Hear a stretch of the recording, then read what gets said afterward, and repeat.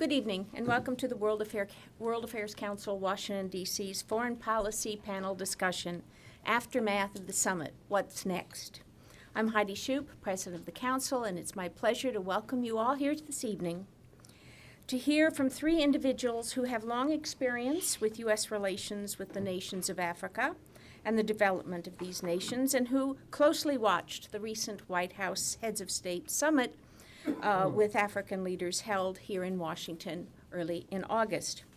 President Obama gathered the heads of state of most of the African nations to the first ever such meeting in Washington.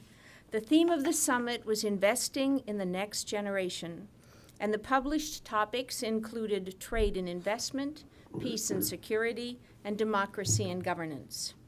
Over the course of the next year or more, the Council will host several programs looking at various topics related to U.S. bilateral relations with nations in Africa, the strategic importance of these relationships, economic development, and global education programs. Tomorrow evening, the Council visits the Embassy of Botswana as part of our Embassy series. Ambassador Saritsa hosts Council members and their guests for a delightful and informative evening. The ambassador will discuss U.S.-Botswana bilateral relations, the remarkable story of Botswana's economic turnaround, and will take questions from the audience. I invite you all to join us. For far too long, news from Africa has been bad news. Most Americans of a certain age think of Africa mainly in terms of one vast continent of problems, constantly needing emergency support and chronically embroiled in bloody civil wars, resistance movements, droughts, famines, and plagues. And while I'm not here to minimize in any way the difficulties these relatively new independent nations, with the exception of South Africa, most chart their independence from the 60s, have in establishing good government, equitable development, and a secure, healthy environment for their populations, it is also true that there is a new Africa developing today. 10 of the 25 fastest-growing economies in the world are in sub-Saharan Africa, and half their population is under 25. Our panel this evening includes Ambassador Herman Cohen, president of Cohen & Woods International, and a career diplomat. For 30 years, he specialized in African affairs for the U.S. Department of State. He served as ambassador to Gambia and Senegal, and is the author of Intervening in Africa, Superpower Peacemaking in a Troubled Continent. Dr. Ray Gilpin is the academic dean for the Africa Center for Strategic Studies at the National Defense University here in Washington. He has held a number of senior positions, including senior economist at the African Development Bank Group and director of the Center for Sustainable Economies at the United States Institute of Peace. He is a well-known writer on African security challenges and is a frequent guest on various media platforms. Daniel Silke is an expert on South African and African political economy. As director of the Political Futures Consultancy, he frequently assesses African economic issues. He served as a member of the Parliament in Western Cape Provincial Parliament in Cape Town, South Africa, and is a councillor in the City Council of Cape Town. He is the author of a book regarding the future of South Africa entitled Tracking the Future, Top Trends That Will Shape South Africa and the World. The panelists will be taking your questions following their presentations, so please use the microphone on your left of the room to ask your questions. This program is being filmed for the Council's weekly national television program, World Affairs Today, so I at this time ask you to please switch off your cell phones or electronic devices as a courtesy to our panelists, our audience here and at home. Ladies and gentlemen, please join me in welcoming our distinguished panel. Ambassador Cohen. Good evening, everyone. It's a great pleasure to be here. I observed the summit from the point of view of the private sector. I was representing a U.S. power company, and since power in Africa is so important, it was emphasized at the summit. I was taking part in a lot of events there. My personal opinion, this summit is extremely important.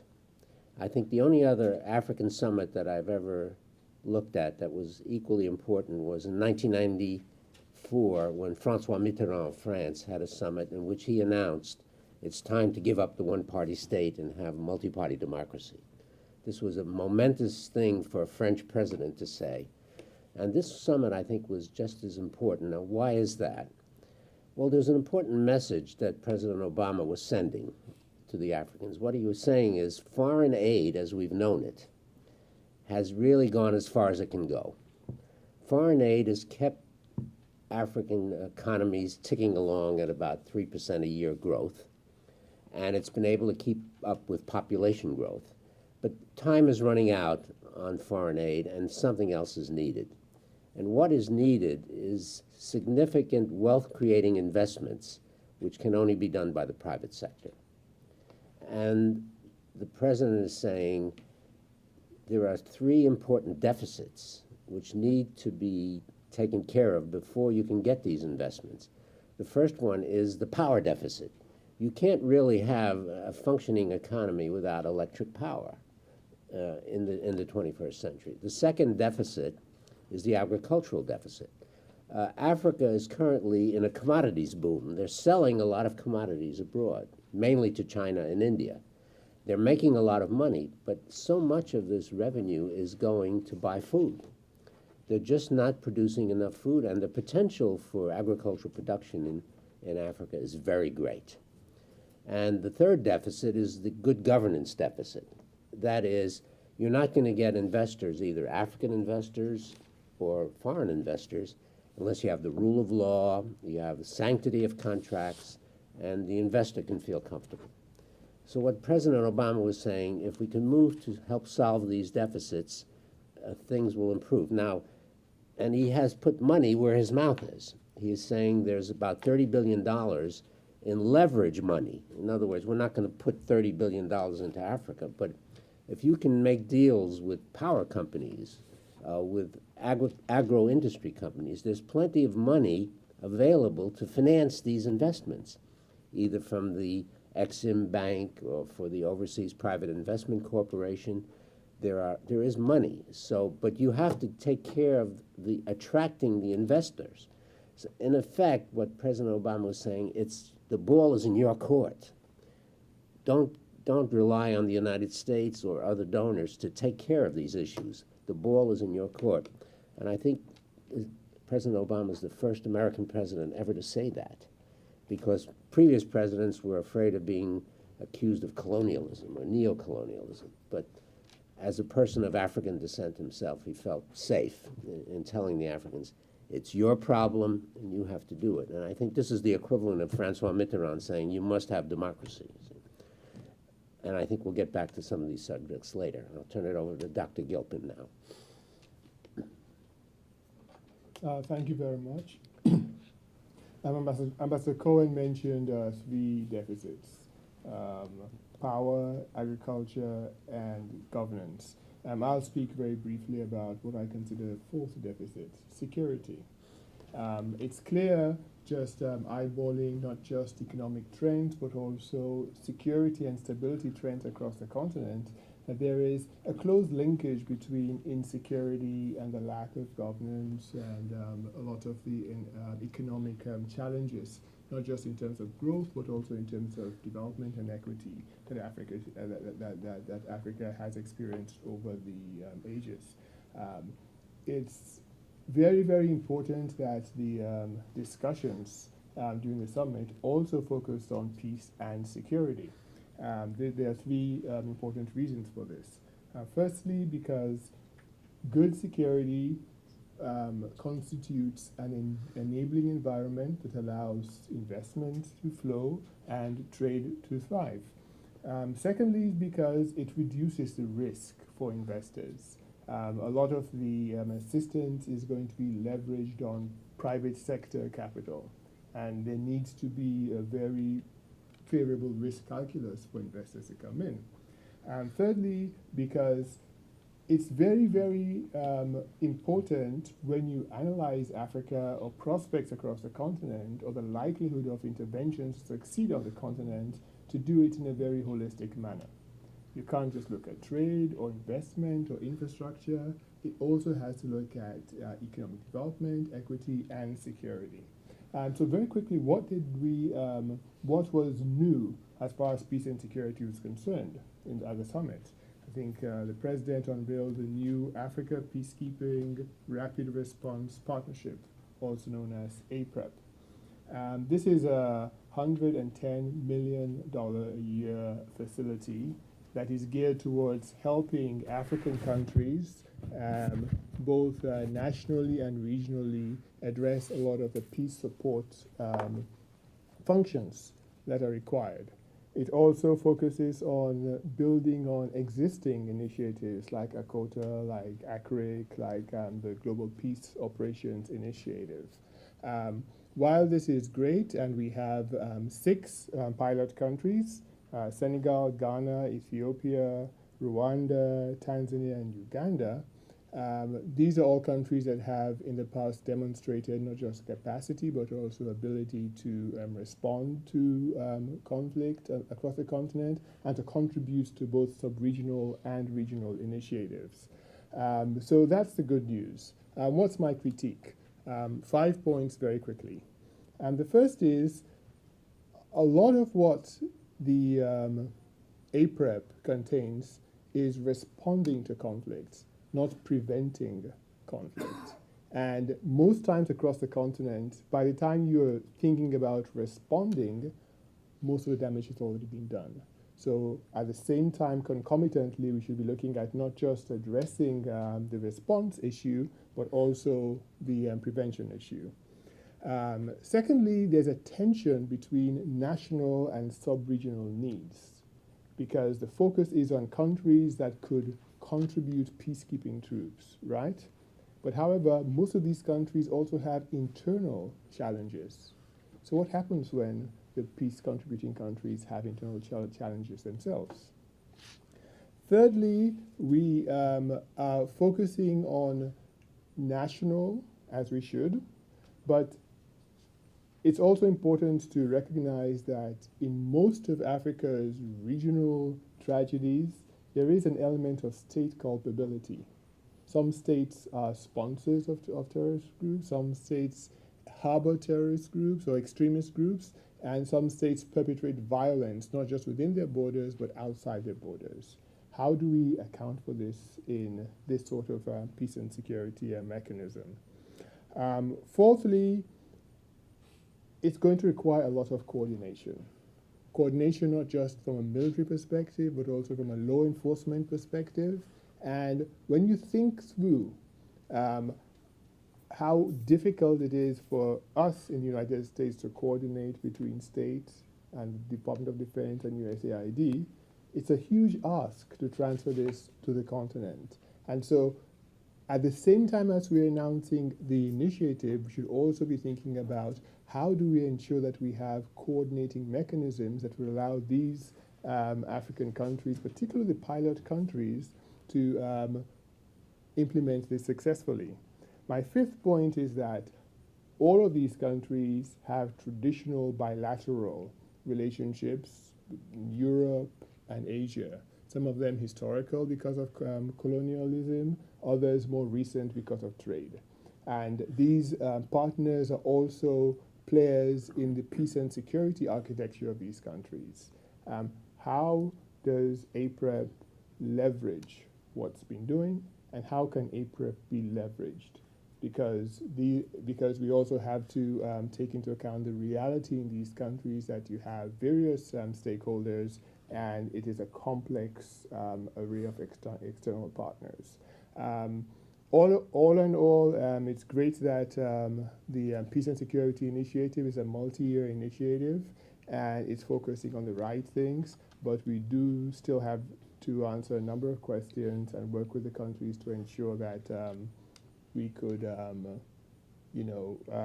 attain the objectives for which it was designed. I'll stop there. Thank you. And now, Mr. Silke, it's your turn.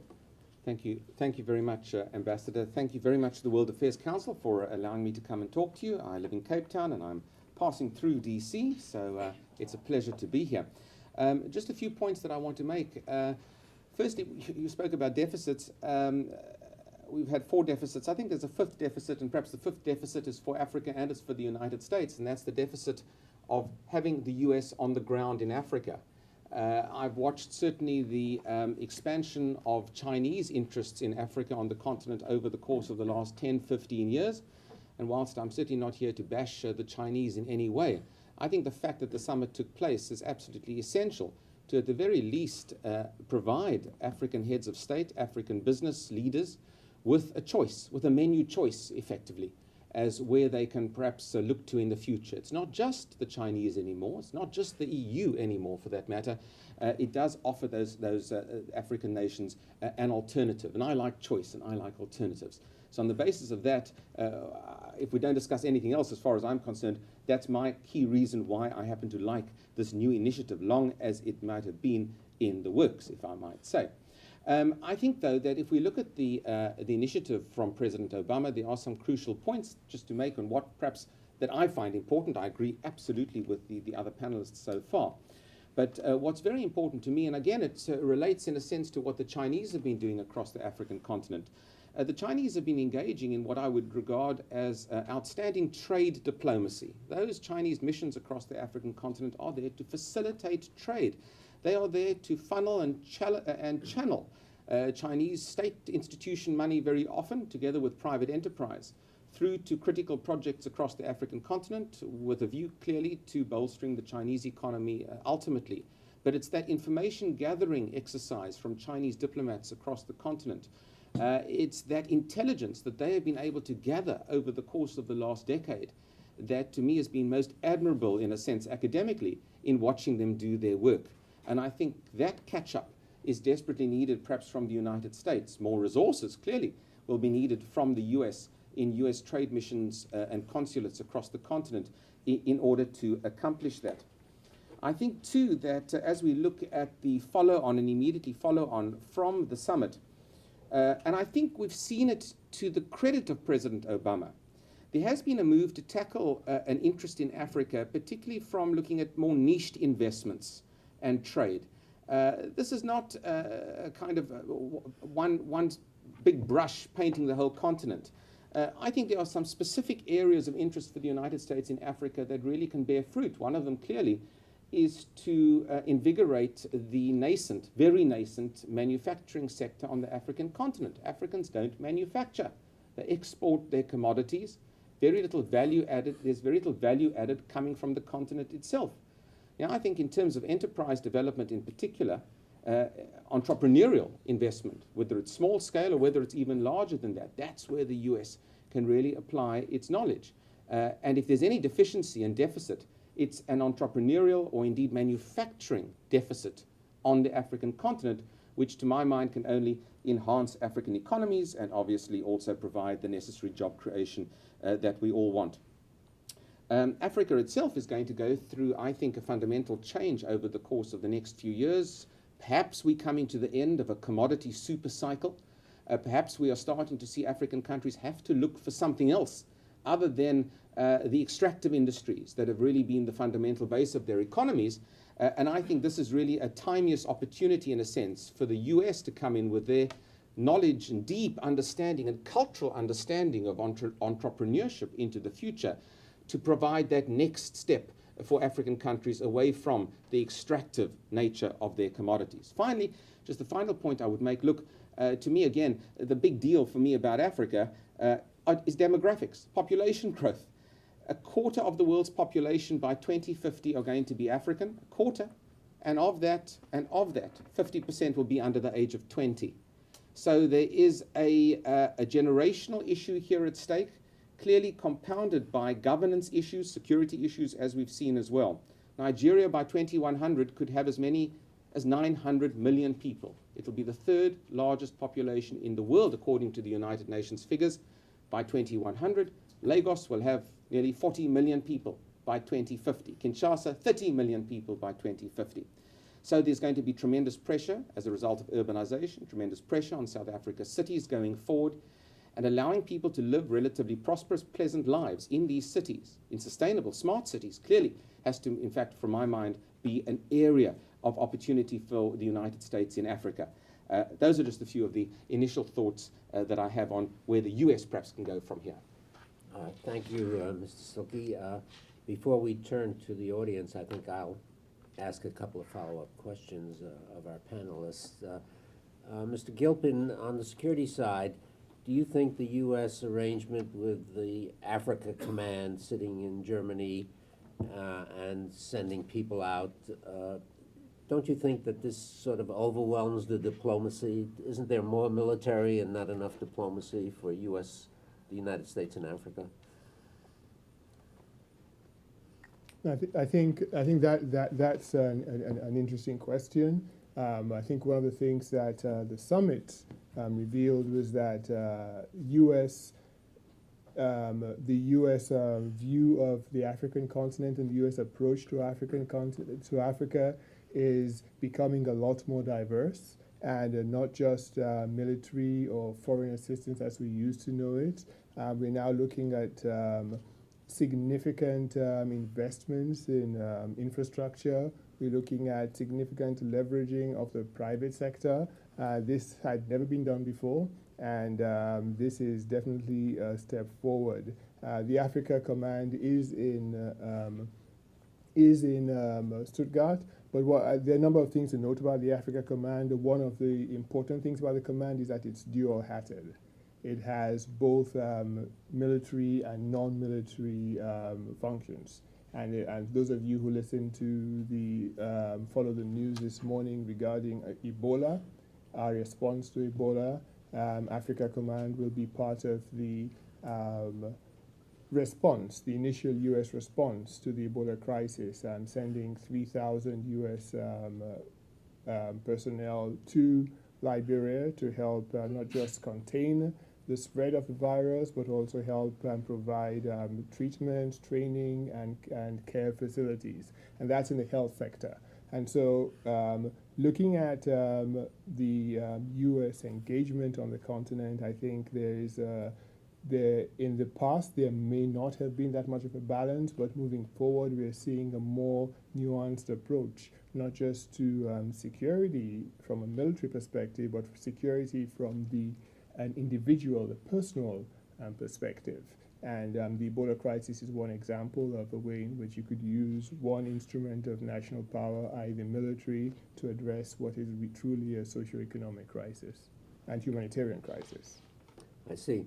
Mr. Silke, during the last 18 months, we've seen in the major financial press, Financial Times, Wall Street Journal, The Economist magazine, that Africa is rising. There's the place to make money now. We see Goldman Sachs has established an office and various other financial institutions. Walmart, the America's biggest retailer, has bought many stores in South Africa. They're expanding into other countries. So do you agree that something good is happening, that Africa is really rising? Well, certainly if you look at the official statistics coming out of agencies here and also agencies across the continent, and one might be a little jaundiced about some of the available statistics from Africa, and one can perhaps discuss that. But if you look at economic growth rates, and if you look at the development of some sort of nascent middle class, and to an extent I've heard various definitions, and we could also talk about what really constitutes a middle class African today compared to 10 years ago. There are enough new consumers out there. I'm not quite sure whether those consumers themselves are the middle class or whether those consumers are a consuming class. If they are a consuming class, the demographics and growth of that consuming class is clearly enough to prompt business to look at Africa as an alternative. And in particular, given a relatively stagnant market, not only here in the United States, but let us say in Western Europe as well, or in the broader West, clearly for a return on investment, to offering shareholders what they want, which are improved results on a quarter-by-quarter basis, the African growth story certainly is attractive enough in order to attract the Walmart. You're quite right. I've followed the Walmart entry into South Africa very, very closely. Walmart have come in. I must tell you that it's not always that easy for companies to come in and transplant themselves into another jurisdiction or regional or area. Walmart have not, I think, delivered the profits that they might have hoped just from South Africa, let alone looking at other African options into the future. So the rollout of that multinational business, particularly on the consumer side, may well be a little slower into other parts of the continent than we perhaps have hoped. But my own view is that there's enough excitement, enough resonance, and I think enough market out there to sell certainly fast-moving consumer goods, as I call them, to sell financial services in particular, and also for the IT and for the infrastructural sector, certainly, to compete and secure very profitable contracts across the African continent. Okay, so that's very, very interesting. Well, I think we'll stop now for a brief break, and then we'll have the audience participation. Thank you. Thank you very much. This is very interesting. I did have one question that came up as, in a way, from Raymond's description of the pilot states. And I wonder if there's a danger of a dynamic of a sort of two-track development in Africa, where you have those states that have the infrastructure and maybe getting the attention now, that are able to move forward, you know, maybe not quickly, but move forward on the development track, and then states that will be left behind because they are suffering from conflict or for other reasons. And that's a question to everyone. Thank you so much, Pamela, for that question. I think it's a very valid question because we tend to think about the continent and its 54 countries and how best do we engage most effectively with 54 countries, all of whom have varying levels of capacity, absorptive capacity, and also different types of both security and human security threats. There's one school of thought that seems to think that a regional approach is best. Look at regions, and usually that tends to follow the configuration of the regional economic communities, ECOWAS in the west, IGAD in the east, ECAS in the middle, SADC in the south, etc. But what we do know is that then you tend to have seam issues, and you also tend to have the appearance of a two-track approach. One of the things that is happening with the Peace and Security Initiative is that even though it's starting with pilot countries, it's starting with pilot countries as anchors for regional engagement. And so while the initial focus will be on the pilot country, the understanding is that rather than leave the other countries behind, they will kind of leverage those investments to bring the others on board. How successful would we be with this? That is a challenge. And one of the approaches would be to have probably a two-track approach. Focus on the pilot countries, but also help strengthen both institutions and utilize capacity in sub-regional and regional organizations. Like ECOWAS, like IGAD, like SADC, because that's when you start seeing the beginnings of not just sustainability, but also regional ownership. Another challenge with the two-track, as you described it, is that some countries might feel left out from a policy, even though not from a practice perspective, but policy and appearance. And it's very embedding it in existing institutions and existing mechanisms, you stand a much better chance of bringing the others along rather than leaving the others behind. Well, it seems to me that the track record is not too bad. If you look at African military operations, say in Liberia, when that country was very troubled, or in Eastern Congo, it hasn't been perfect, but I think they've done a fairly good job of slowly bringing peace and stability to some of these areas. So I think President Obama's emphasis on giving capacity or helping the Africans develop military capacity, I think is the right way to go, in my view. If I could just from a business point of view across the continent, you know, there's already a two-track Africa. There's probably a multi-track Africa, but there's already a two-track Africa. I've just been to Rwanda with great excitement and optimism and enthusiasm. And I followed that with a very short visit to Malawi with a depression, a hope that the next 50 years in Malawi are going to be a lot better than the previous 50 years in Malawi. Countries with similar-sized populations, similar-sized countries, physical land masses for that matter. Rwanda with a vastly more complex history in a sense than, certainly recent history, than Malawi. That two-track already exists. And I must tell you, I think also there's a further issue to this. There's the issue of social stratification emerging in these societies.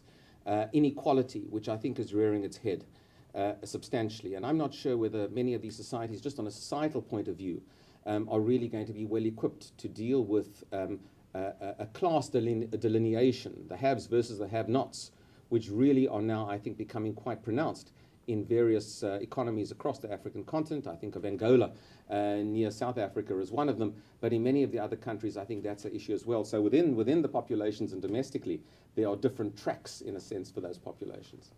And I might add on that is something you don't see very much, but it exists, and that's minority rule.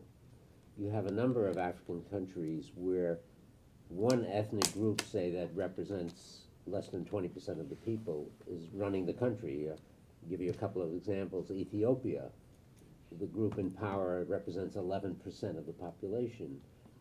Angola, what strikes me about Angola are the people who are in power do not speak African languages. Can you imagine that? All they speak is Portuguese. That's a wonderful language, but it's not an African language.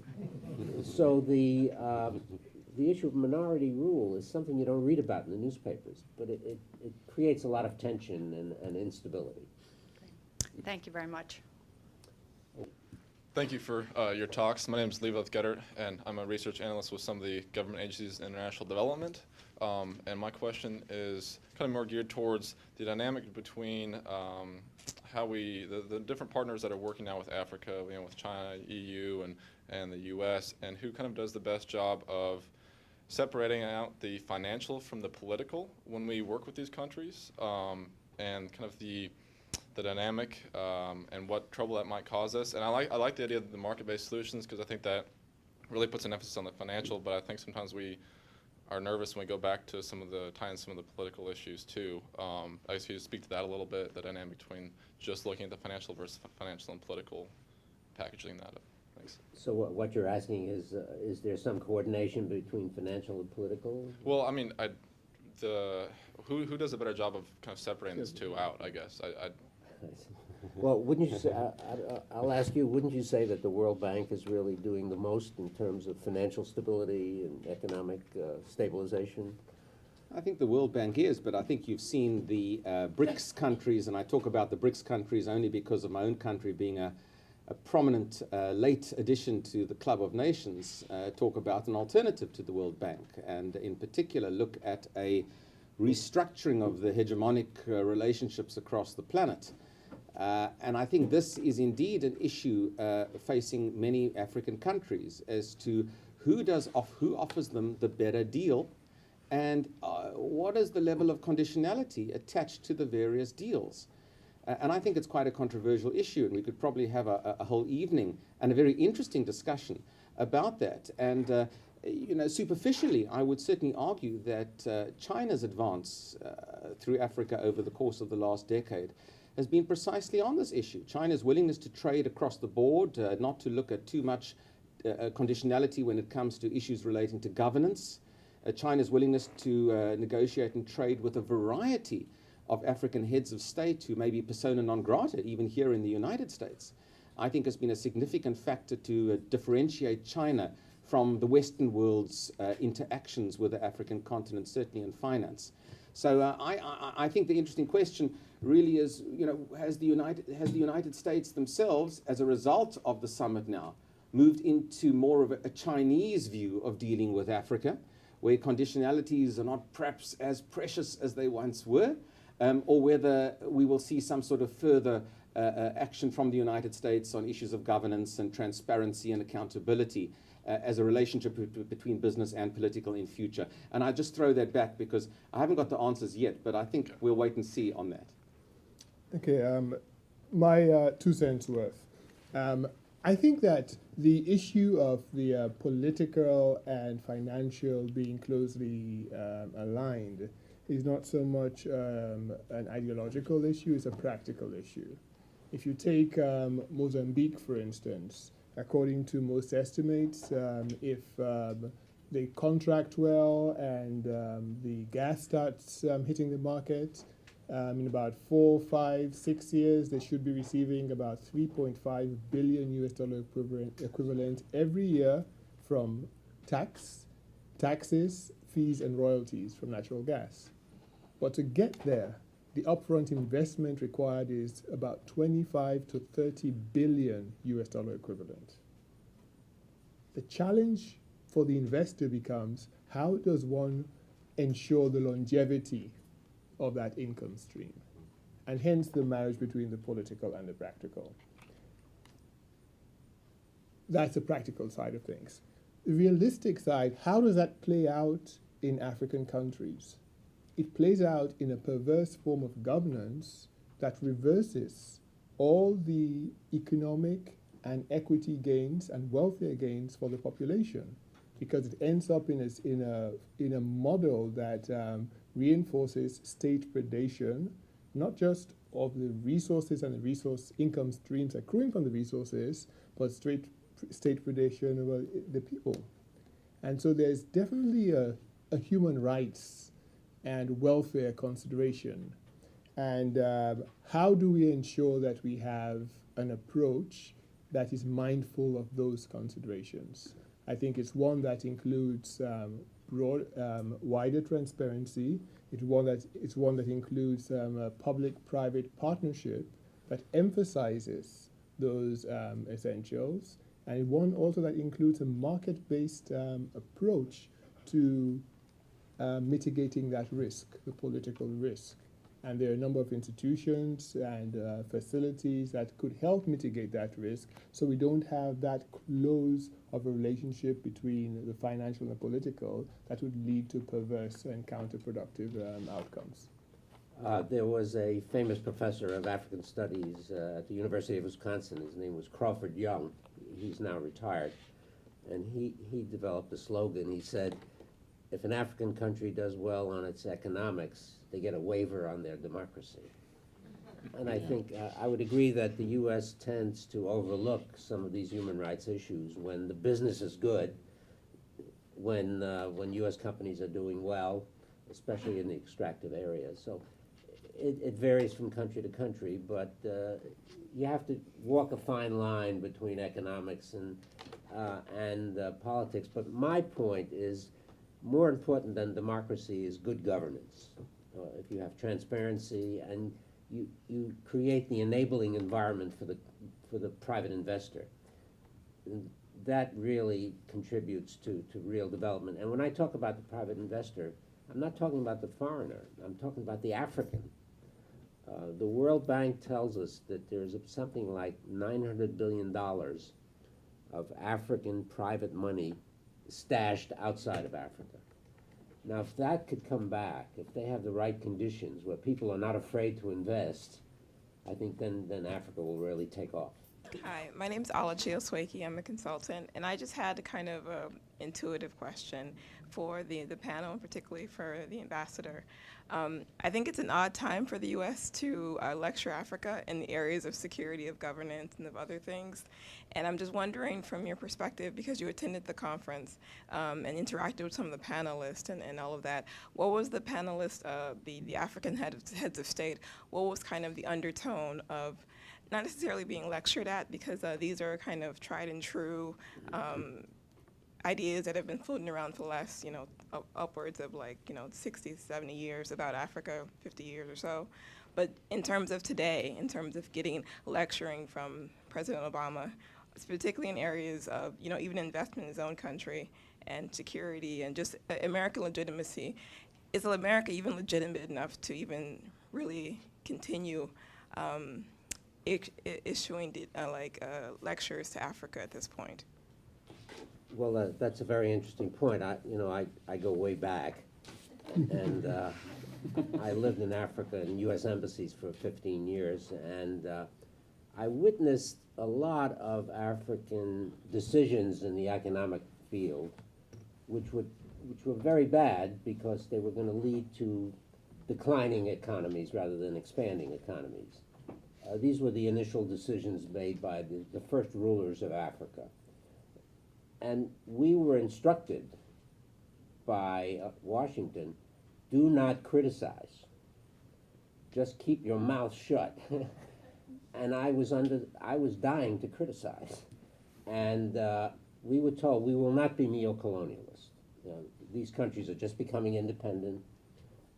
They don't want anyone lecturing to them.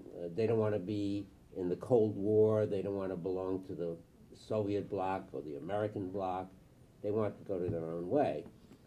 But this was all in the early 1960s. But by the time 1980 came, many of the African countries were in very difficult positions. They were suffering from minus 5% economic growth per year. There was massive debt. Commodity prices were down. So we said, well, what do we do? Our policy is not to lecture to the Africans. So we have to find someone who can lecture to the Africans. We have to find a bad cop. And who was that? It was the World Bank.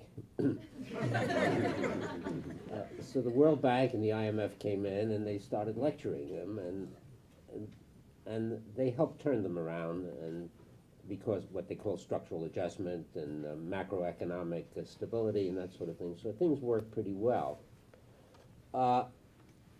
Now, President Obama, I don't think he was lecturing to them. His technique is pretty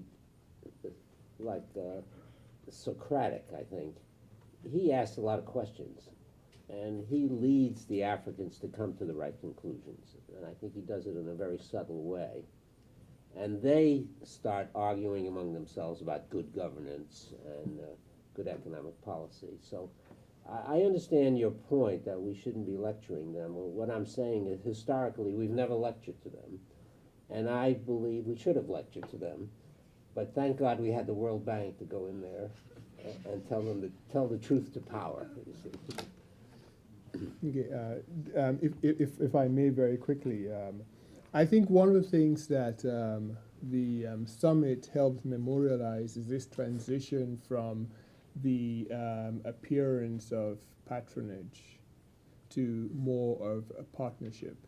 Because if you look at what's being proposed on the investment front, on the trade front, on the peace and security front, on the governance front, it has partnership written all over it.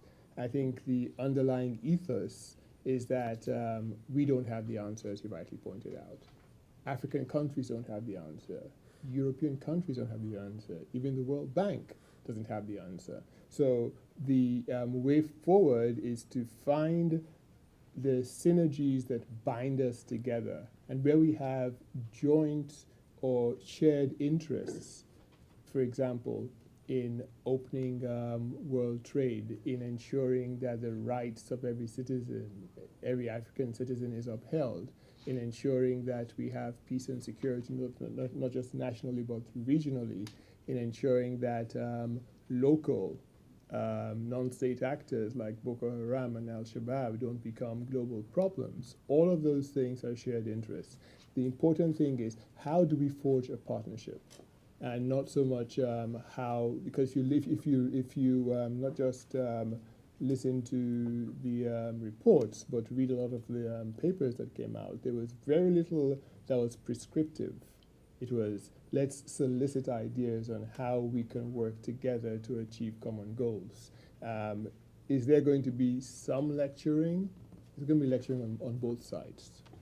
There's going to be lecturing on on our side. There's going to be lecturing on the African side as well, because that's the nature of partnerships. You know, each side will have specific interests, but the important thing is, how could we find those commonalities that allow us to achieve those shared goals? And I think that, for me, is going to be the crucial test of this particular partnership. One of the lectures that we got from the Africans was, hey, the Chinese are eating your lunch. Mm. Yeah. When are you going to catch up? Yeah. Yeah, can I just say that it's a little bit like when you invite a guest to a party and you really want the guest to come to the party, but the guest doesn't pitch for the party until the last half an hour of the party. At least in the sense of the United States has pitched. They've pitched late, but they've pitched. So when I talk about, you asked the question about does the US have legitimacy? They've come to the party. And to me, that's the important aspect here. But I absolutely agree with my other two panelists. I think it's going to be a lot more competitive.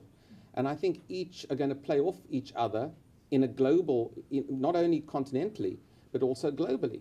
And I think this, although it's undefined as yet, and it might not in fact be of great practical significance, but the new BRICS bank, the new development bank, provides African countries and other developing economies with a different storefront, effectively. And that in itself, I think, will change the modus operandi, perhaps in dealing with the World Bank, as has been heavily criticized by so many over the course of the last number of decades. I think it's a whole new world, essentially, not just for the US and Africa, but also for African nations negotiating their way with the US and with the Brazilians and the Chinese and the Emiratis and the Saudis and all the rest who have interest in Africa as well. Thank you. Hello, my name's Kiana, and I'm a midwifery student at the University of Pennsylvania. One of the things that the ambassador brought up, but I'd like to hear a little bit about, is that in order for good investment to occur, you kind of need basic infrastructure to be in place. And the example you used was power. But just from my experience working actually with companies that were trying to work in Africa, it's not just about power, it's about roads in and out. It's about having a mail system that is reliable and people actually getting their mail. It's about having a healthcare system that provides a workforce that's well enough to actually come to work on a regular basis or not always be trying to handle their health and things like that. And I was just wondering if we could speak to how, we could get to the point where you could get a good return on your investment because you're not completely starting from scratch, having to build a road to get your Walmart truck in to do this and, all of that stuff. That's a great description. Would you like a job? No, you're absolutely right. For example, port operations. If you have a container ship in Singapore, that container ship will be unloaded in 8 hours. Yeah. You bring that same container ship into Mombasa, the main port of Kenya, East Africa, it'll take several days before that's unloaded. So the operations of infrastructure, roads that don't wash out during the rainy season, water and power. In fact, when I mentioned power, it's basically a metaphor for all these other things that you listed. And that is something that the Africans really have to focus on like a laser beam, because you can't have business without infrastructure. And that goes for the rural sector too. You need irrigation. You need storage facilities. You need roads to market. I remember talking to the president of Tanzania, and he says, you brought in agricultural specialists. You quadrupled our cotton production. He said, but it's sitting in the fields because we can't take it to the port. So you're absolutely right. Thank you. I just want to say, that's what Africa is working on right now. If you took a map and you looked at the infrastructural developments on ports, railways, roads across the continent, I always think of my slide because I use it when I do presentations. There's an astonishing array of huge capital-intensive projects, be it from Maputo to Beirut to Luanda, you name it, it's taking place. So it's on the move. It's on the move. But fundamentally, the cost of doing business, the trouble is the cost of doing business, as a result of what the ambassador is saying, what we're all saying, is so high across the African continent, it's a further impediment to that level of growth. The cost of a box of Kellogg's cereal in Lagos is 5 times what it is for me in Cape Town, due to the logistic and other bottlenecks that take place. And that's got to be resolved. But it's a work in progress. My name is Pamela Levy. I'm a student at GW, and as I was listening, I did have a couple of questions. I'm working currently as a research assistant at an international trade consulting firm, and one thing that we talk about a lot is the role of the Export-Import Bank in international trade. And one thing that I noticed a lot when you guys were talking was that there tends to be 2 different trends. There's international corporations from the United States that tend to be going into Africa, such as Walmart, and there are also talks about entrepreneurs in Africa. Do you think that the role of the United States in Africa after the summit will be more collaborative or more kind of a partnership between African entrepreneurs and other corporations and the United States? or do you think it'll be more American companies entering into the African market? Look, I think the easy answer, and the answer I'll give is it's going to be both. Right. It'll be both. I think from a U.S. soft power point of view, it's critical that the U.S. offer a much deeper assistance other than the corporate interest across the continent. So it is in the corporate social responsibility field. It is in building skills, education, development, capacity, good governance, all the rest of that. That's the soft power issue, which to me is very critical for the U.S. I think the U.S. has lost soft power across the African continent, and that's what I hope, at least. To me, the corporates will look after themselves. They'll do their own research. Whether the Walmarts go from South Africa into Nigeria, it's not imminent, I can assure you, but they will work at their own projects with their own research. And I'd like to see that aspect. It's the soft power aspect, which to me is what I want to take home from what the US is currently doing. And as I keep on saying, at least it's on the table. Yeah, and the Export-Import Bank could play a very important role, but it also has to reinvent itself for the 21st century. It's still very backward-looking in terms of, well, that's probably not right, but it's still not as aligned to reality and challenges on the African continent as it should. It's in terms of scale. There should be a way to scale down without increasing costs that much to ensure that you have a lot more participation of U.S. businesses on the continent. I always say that if you look at a lot of what China is doing on the continent, it's not that Chinese firms are that much better than U.S. firms, which is why Chinese firms account for over 50% of infrastructure projects worldwide. It's because they have a lot of support from the Exim Bank. Good evening. My name is Charlize Sampe, and my question is whether or not you can give your insight on the perceptions on whether or not Africa feels like, from at least a U.S. government perspective, that we're too bore-sighted on CT efforts in Africa, and not enough effort is placed on addressing root causes of terrorism, and whether or not, and also your insight into how the U.S. government can partnership with agencies either in Africa or elsewhere, with AFRICOM or other agencies to address those root causes. And lastly, as you project out past this current situation or the effectiveness in the future, if root causes aren't addressed, how effective do you think those CT efforts will be? By root causes, I'm sure you're talking about young men who have no future, they have no education. Unemployment, all they no study voice is the in the Quran. government. Yes, They sir. don't study math and physics and that sort of thing. Yeah, I think it's basically a problem for the African countries themselves. But to the extent that we've been doing foreign aid, we've done so much to eliminate root causes. We've put so much money into education, into health projects in Africa. But still, it's up to the Africans themselves to do this. Why are all these people working with Boko Haram in northern Nigeria? Well, you have these young people who have no future, who are willing to get in and do terrible things. So, but I don't see how the United States can really solve that problem for these countries, except to contribute to projects and to processes that eliminate the root causes. And much of what we're doing is eliminating the root causes. Any other question? Just very quickly, I think that's a really great question, because it begs a broader issue, i.e. what are the root causes? If you take Boko Haram in Nigeria, for instance, are the root causes unemployment and the educational system in the northern states?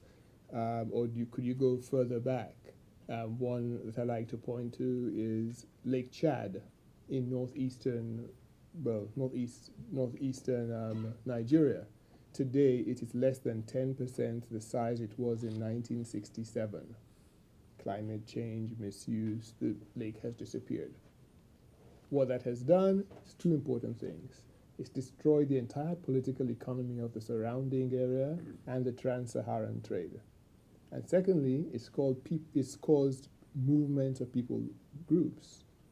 A lot of the new entrants into northern Nigeria, particularly those who clashed with the traditional religious rulers initially, are from that area. So it's root caused the diminution of Lake Chad and the political economy issues. If that's true, it goes beyond Nigeria to resolve. And so I think, long way of saying, I think this is a really great time for us to sit and critically analyze the root causes of a lot of the malaise we see across the continent. Because most times we are targeting a symptom here, a symptom there, and the underlying currents remain. And I think this is a great time, as talking about partnerships, as African countries are growing economically, to start thinking about how do we translate that into both social and welfare gains that will be sustainable over time. I think that's a challenge that we all have. Yeah, I mean, I agree, and I think it relates back to something that I alluded to in the first one of the points that I made. You know, the real challenge to me, I work in the corporate environment, and the population explosion in Africa is seen as a dividend, a demographic dividend. You know, the real issue is it really going to be a dividend, or is it going to be a disaster? That to me is going to be the central challenge, perhaps, broadly speaking, of all of the factors filtered into that issue. With these millions of people, can we keep them relatively happy, relatively prosperous, and relatively skilled in order to make a reasonable contribution into the future? It'll impact on your on your question on every single aspect that we've said. You know, my business colleagues tell me it's a democratic dividend. A demographic dividend, but I think, you know, the jury is out. We haven't seen a Nigeria with 900 million people. We've got no precedent, in a sense, for that. We've got no precedent for the 30, 40 million cities that are going to be, you know, the core economic driving forces or the core hotbeds of unrest into the future across the continent. And I think we had a critical historical moment in our dealings with Africa. Great potential, but also potential problems as a result of not satisfying the demands and aspirations of this emerging young Africa. So it's great to be part of this debate at what I think is a crucial time. And I go back to what I've said. I'm delighted that your president has reignited an interest in the African continent. And if it's only that, I'm still happy about it. Well, on that happy note, I think we will end this debate.